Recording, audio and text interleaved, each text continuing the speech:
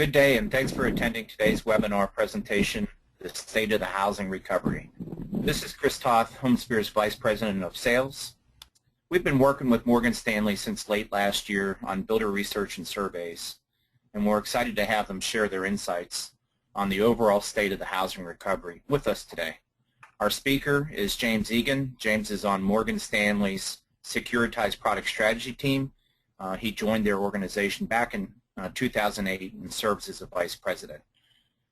Before I turn it over to James, I want to mention that you can submit questions using the chat function in the webinar dialog box, and then we will then answer them as time allows or as follow-up to the webinar. So James, we're glad to have you today, and we're looking forward to hearing your information, and with that, I'll turn it over to you. Thank you, Chris. As Chris said, I'm a housing strategist here at Morgan Stanley, and this is the state of the U.S. housing recovery. With half of the year behind us, we reflect on the housing data that have characterized the first 6 months of 2014. The weaker than expected data have caused us to revise some of our projections for housing activity while keeping some others intact. Now, we revised down our projections for existing home sales for the year substantially, from 5.25 to 5.75 million, all the way down to 4.75 to 5.0 million units. This downward revision implies that for the first time in 4 years, we will see a decline in existing home sales on a year-over-year basis. On the other hand, we continue to see home prices finishing the year 5 to 7% higher, new home sales increasing to 450 to 500,000 units, and housing starts of 1.0 to 1.1 million units. So what's going on with existing home sales? Year-to-date, non-seasonally adjusted existing home sales are down 7.1%. Now, while this presentation hasn't been updated, June existing home sales data were released this morning, and it was a strong print, slightly closing the gap from 2013 sales levels, and we're now 5.3% below where we were through the first 6 months of 2013. The weakness in existing home sales has been led by weakness in traditional leading indicators, including pending home sales and mortgage applications for purchase. After posting year-over-year increases for 29 consecutive months, from May 2011 until September 2013, pending home sales have now printed 8 straight months of year-over-year decreases, with its most recent print in May down 6.9% from 2013. Mortgage applications for purchase have been even weaker, with June printing down 15.3% from June 2013, the 5th consecutive month of double-digit year-over-year declines. However, we are admittedly in a different housing market today than we were before the recent global financial crisis. And the different housing market calls for additional leading indicators to help forecast the path of existing home sales. One data series that we have found helpful in this regard is the visible inventory of existing homes available for sale. Interestingly enough, while visible inventory has been a statistically significant leading indicator throughout its existence, it has become stronger in the post-crisis years. While the contribution of limited supply of homes for sale to higher prices has been widely discussed, it also appears to have led to stifling the absolute volume of home sales, as there just aren't many homes to buy.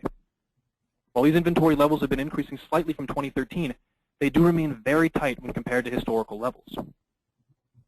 Now, it would be convenient to blame this drop on the harsh winter, and it has certainly played a role.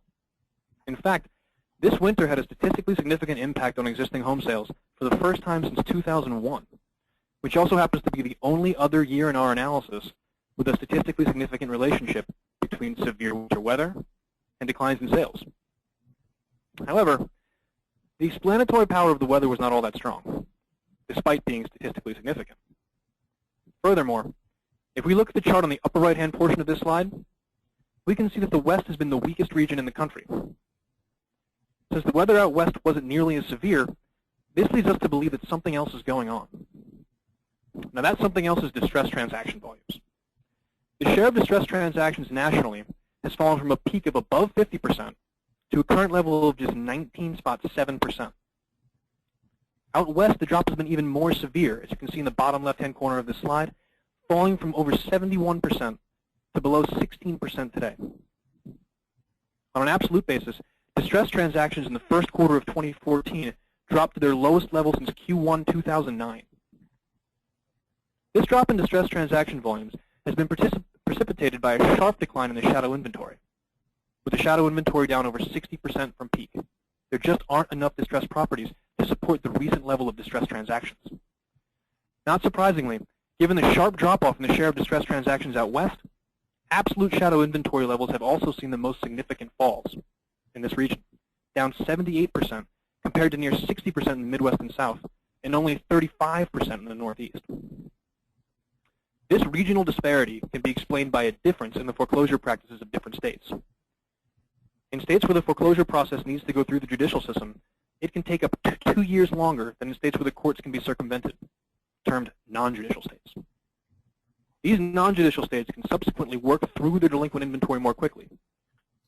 Not surprisingly, we see the highest concentration of non-judicial states in NAR's west region. As the shadow inventory continues to concentrate in judicial states, we expect the share of distressed transactions to continue falling on a monthly basis going forward.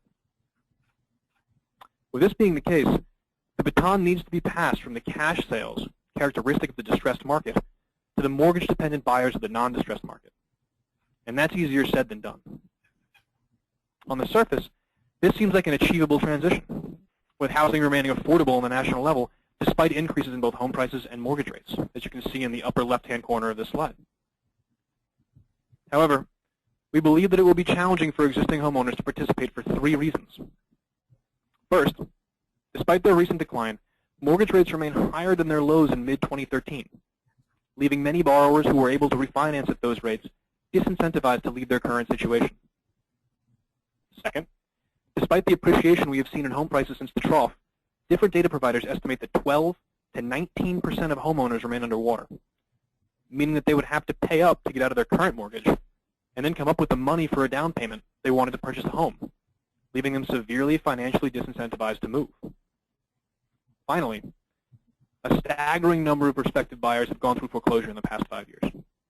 According to FICO, it takes roughly 7 years of payment history for a borrower to restore their credit score to its level before the first missed payment. Now, given how tight credit standards are today, as compared to their years before the housing crisis, that level might no longer be enough to get a mortgage. This trouble with existing home buyers means that first-time home buyers will need to carry the banner for existing home sales.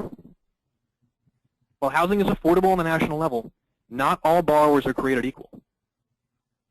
For first-time home buyers, monthly mortgage payments as a percent of income are much closer to long-term average levels. In the chart on the bottom left quadrant of this slide, we show the difference between first-time home buyers' monthly payment to income and that calculation for the housing market as a whole. As you can see, first-time home buyers currently sit much closer to their long-term average than all buyers do. Furthermore, given the increased student loan debt burden carried by the typical first-time home buyer and the focus of the new qualified mortgage rule on back-end debt to income, these borrowers could be facing a credit availability problem in addition to an affordability problem. Speaking of credit availability, lending conditions remain restrictive, but we have seen a slight decrease in the average credit score for new purchases. As you can see in the table on the left-hand side of the slide, the average FICO score for purchase mortgages sold to Fannie Mae and Freddie Mac has fallen from above 760 less than 2 years ago, 752 today. In addition, the share of mortgages issued to borrowers with a credit score below 720, represented by the column that's third from right in this table, has also been increasing. Now, keep in mind that this is compared to an average FICO score of 720 for these mortgages before the housing crisis.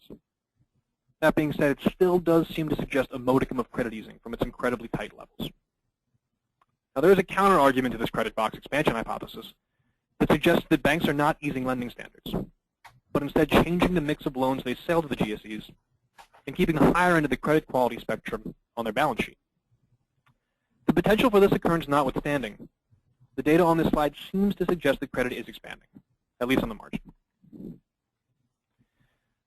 Now we're going to change speeds a little bit and move from existing home sales to talk about home prices. Despite the weakness in housing activity year to date, we leave our forecast for 2014 unchanged at a positive 5 to 7%. We had expected home prices in 2014 to appreciate, but at a more moderate pace than we have observed since early 2012. Now, part of this is due to a denominator effect. After peak-to-trough declines of almost 35%, the lower level of house prices made gains appear sharper on a percentage basis. After a trough-to-current recovery of roughly 25%, depending on the index we look at, the new, higher level of home prices will make similar gains appear more muted. Outside of this calculation-based nuance, we see three reasons for continued, though muted, price appreciation from these levels. First, the substantial home price appreciation of 2013 has diluted valuation arguments. But while price to rent is back at long-term equilibrium, price to income continues to indicate that there is room for appreciation from here. Second, the continued shift in mix away from distressed transactions toward non-distressed transactions that is dragging existing home sales down should actually drive home prices higher. Distressed transactions currently trade at roughly a 35% discount to non-distressed transactions. Furthermore, as the distressed inventory becomes more and more concentrated in judicial states, the longer liquidation timelines, the monthly composition of transactions is going to move even more in favor of non-distressed transactions. A higher proportion of higher-priced properties each month will only bring home prices higher. Finally, while the visible inventory of homes has increased, they remain supportive of home prices at their current levels. The decreased shadow inventory will also be positive to home prices going forward. Now let's shift our attention to new home sales and housing starts. I apologize if you have lost the presentation, but I have it down on my computer. Unlike existing home sales, new home sales figures year-to-date have largely tracked our expectations for an increase to 450 to 500,000 units in 2014. After May's strong print, they are outpacing 2013 sales figures, though they remain well below pre-crisis levels. One of the reasons for the stronger performance of new home sales versus existing home sales lies in the strong downward impact that diminished distressed transactions have had on existing home sales that simply are not apparent in the same magnitude in new home sales. However, there are some lingering similarities in the factors driving both new and existing home sales. Chief among them is the impact of inventory available for sale, which remain only slightly off all-time lows. As a point of emphasis, those all-time lows reached in early 2013 are for an index that stretches back to 1963. New home sales cannot drastically increase if there aren't new homes available to be purchased.